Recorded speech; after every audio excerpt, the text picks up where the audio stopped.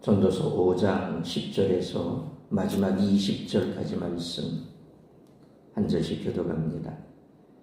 은을 사랑하는 자는 은으로 만족하지 못하고 풍요를 사랑하는 자는 소득으로 만족하지 아니하나니 이것도 헛되도다.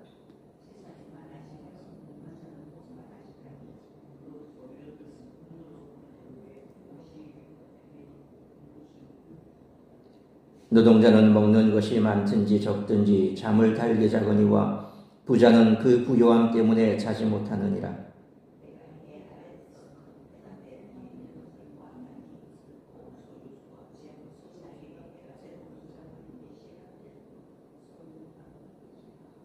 그 재물이 재난을 당할 때 없어지나니 비록 아들은 낳았으나 그 손에 아무것도 없느니라.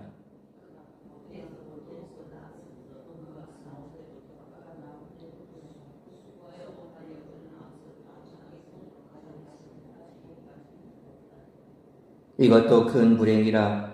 어떻게 왔든지 그대로 가리니 바람을 잡는 수고가 그에게 무엇이 유익하랴.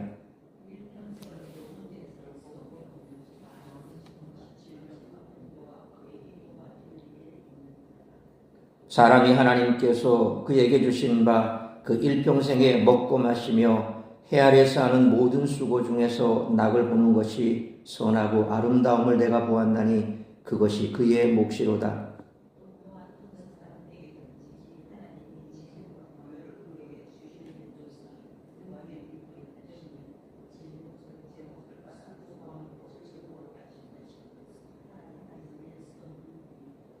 (20절) 같이 읽습니다. 그는 자기의 생명의 날을 깊이 생각하지 아니하리니 이는 하나님이 그의 마음에 기뻐하는 것으로 응답하심이니라. 아멘. 오늘 본문이 담고 있는 메시지는 통상적이지만 새삼 주의를 기울일 가치가 있습니다. 첫째는 지혜로운 삶에 관한 것이고 둘째는 수고의 즐거움에 관한 것입니다. 오늘 본문은 은을 사랑하는 자는 은으로 만족하지 못한다는 말로 시작합니다. 쉽게 말해 돈을 사랑하는 자에게는 그것으로 인한 만족감이 없다는 뜻입니다.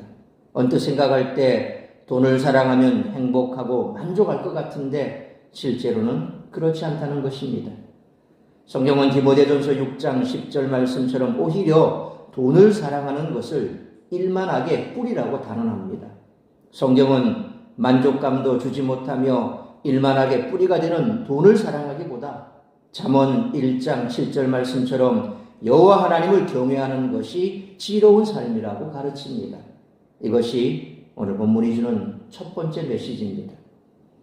오늘 본문이 주는 두 번째 메시지는 18절에서 가르치는 바와 같이 하나님이 허락하신 일터에서 땀 흘려 일할 때 불평하기보다는 만족해하며 즐거워하라는 것입니다. 전도자는 전도서에서 여러 번에 걸쳐 이 교훈을 반복합니다. 그만큼 이 교훈이 중요하다는 것을 보여줍니다. 쉬운 성경은 이 18절 말씀을 이렇게 번역했습니다. 내가 관찰해보니 하나님께서 주신 자신의 생애 동안 먹고 마시며 자신이 하는 일에서 보람을 느끼는 것이 행복이요 적절한 일이다. 그것이 인생의 몫이기 때문이다. 이렇게 번역했습니다. 전도자는 앞에서 높은 자들이 가난한 자들을 감찰하고 수탈하는 모습을 보며 단식했습니다. 오늘 본문에서는 그렇게 약한 자들을 수탈하는 자들에게 일침을 가하고 있습니다. 이는 특히 물질 만능주의가 팽배한 현대를 살아가는 우리에게 매우 중요한 가르침입니다.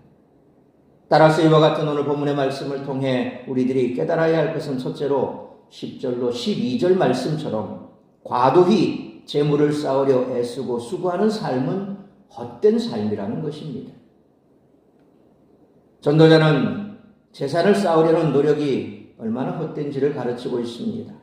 10절 말씀처럼 아무리 곧 돈을 많이 가져도 만족을 느낄 수 없고 풍요를 추구하여 많은 소득을 올려보아야 인간은 그것에 만족하지 못한다는 것입니다. 11절 말씀처럼 재산이 많아질수록 그것을 유지하기 위한 비용도 늘어날 뿐이며 소유주들은 잔뜩 쌓인 재물을 보고 즐거워하는 것 외에는 아무런 유익도 얻지 못합니다. 12절 말씀처럼 노동자는 부유하건 가난하건 평안하게 단잠을 자지만 부자는 더 많은 재산을 얻으려는, 그리고 잔뜩 쌓아놓은 재산을 지키려는 궁리를 하느라 잠을 이루지 못한다는 것입니다. 사실 이는 성경뿐 아니라 다른 철학이나 종교 그리고 경제학에서도 알고 있는 사실입니다. 이 세상에 속한 그 어떤 것도 한계 교용의 체감의 법칙을 벗어날 수 없다고 경제학 언론에서는 가르칩니다. 배고플 때 먹는 첫 술의 밥은 너무나 맛있지만 잔뜩 먹어 배가 부른데도 불구하고 입에 밀어넣는 밥은 콧등일 수밖에 없듯이 재산도 마찬가지라는 것입니다. 그러므로 잠언 30장 8절 하반절에 나를 가난하게도 마옵시고 부하게도 마옵시고 오직 필요한 양식으로 나를 먹이시옵소서라는 말씀처럼 과도히 재물을 쌓으려 애쓰고 수고하는 삶을 사는 것이 아니라 자족하고 나누며 베푸는 삶, 천국 곳간에 상급을 쌓는 삶을 살아가는 우리 모두가 되시기를 축원합니다. 두 번째로 13절로 17절 말씀처럼 재물을 자기에게 해가 되도록 소유하려는 욕심을 버려야 한다는 것입니다. 전도자는 재물 소유 자체가 악이라고 말하지는 않습니다. 하지만 13절 말씀처럼 어떤 사람은 재물을 자기에게 해가 되도록 소유합니다. 사실 재물은 14절로 15절 말씀처럼 재난을 한 번 당해도 사라지고 맙니다.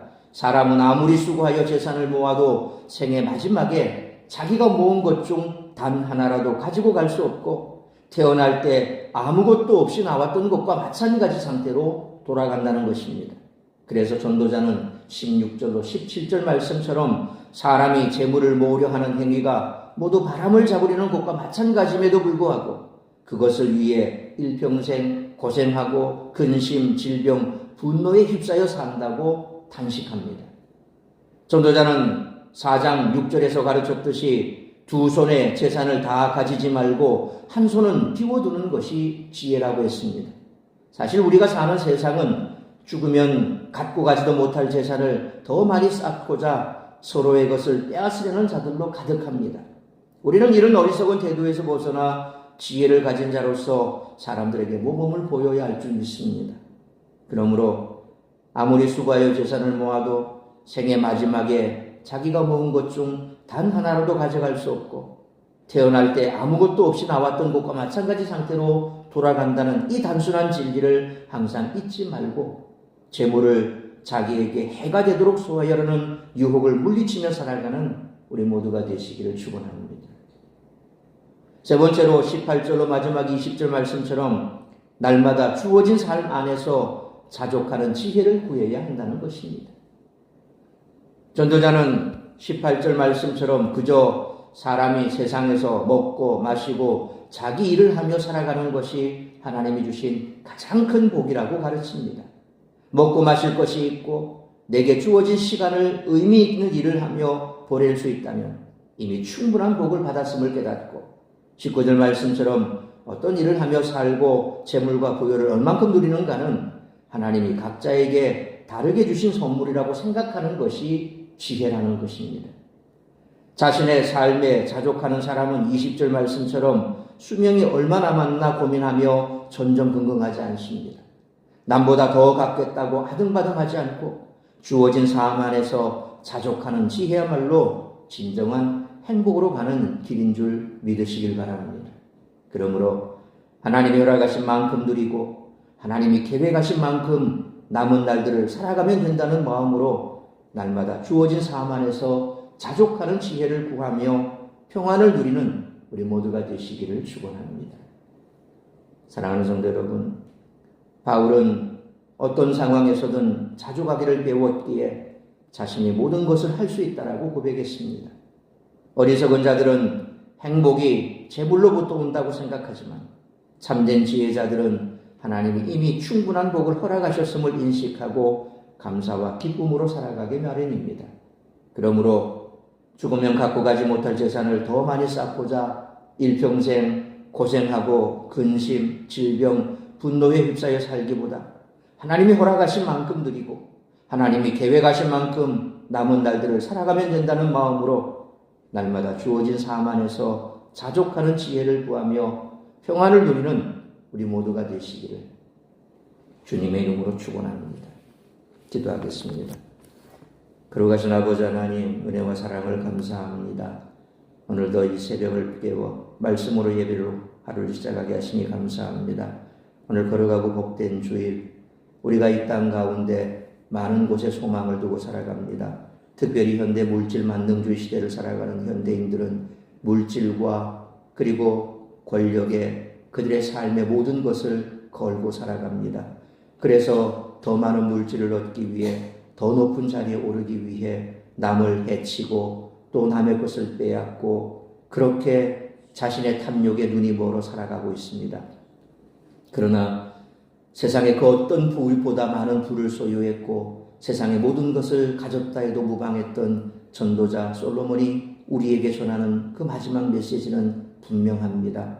세상에 재물의 마음을 두지 말고 우리의 삶을 해롭게 할 수 있는 그 재물을 쌓기 위해 일평생 근심하고 고생하고 애쓰고 수고하는 삶은 헛되다는 사실을 우리에게 말씀하고 있습니다. 얼마를 살든 우리에게 주어진 삶 가운데서 우리가 해야 할 일이 있고 또 그 일을 통하여서 우리가 보람을 느끼고 그리고 우리에게 주어진 이 구원의 기쁨 가운데 살아가는 것, 이것보다 기쁜 삶이 없다는 것입니다. 물질 역시도 하나님께서 우리에게 허락한 만큼 자족하며 누리고 또한 하나님이 계획하신 만큼 남은 날들을 살아가는 것, 그것이 이 땅 가운데 참으로 기쁜 삶이라는 사실입니다. 그러므로 오늘 우리가 살아가는 이 날 속에서 과연 나는 어떤 모습으로 살아가고 있는지 다시 한번 돌이켜보며 내 남은 날은 어떻게 살아갈지 결단하는 시간 될 수 있기를 원합니다. 하나님께서 기뻐하는 삶, 그리고 의미 있는 삶, 내게 주어진 곳에 만족하는 삶, 무엇보다도 이처럼 세상 속에서 하나님 없이 살아가는 불쌍한 영혼들, 그래서 하나님 없기에 물질의 생의 목숨을 걸고 살아가는 어리석은 자들에게 우리가 주님을 만난 이후로 가졌던 그 행복과 기쁨과 소망을 그들에게 전해주는 것, 그것이 오늘 우리에게 또한 주어진 과제라고 하는 사실을 잊지 않기를 원합니다.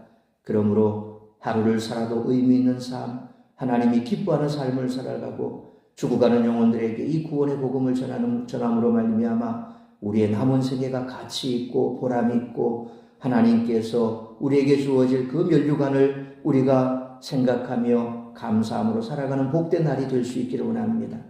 오늘도 우리 사랑하는 성도들 세상 가운데 머물며 시험 드는 자리, 죄악된 자리 들어가지 않게 하여 주옵시고 모두가 다 주님 앞에 나와 예배하는 예배자로 서게 하여 주옵시고 오늘도 이 기쁘고 복된 주일 하나님을 예배함으로 소망과 기쁨과 감격 가운데 이 한 날을 살아갈 수 있기를 간절히 빌고 소원하오며 이 모든 말씀 우리 주 예수 그리스도의 이름으로 기도하옵나이다. 아멘.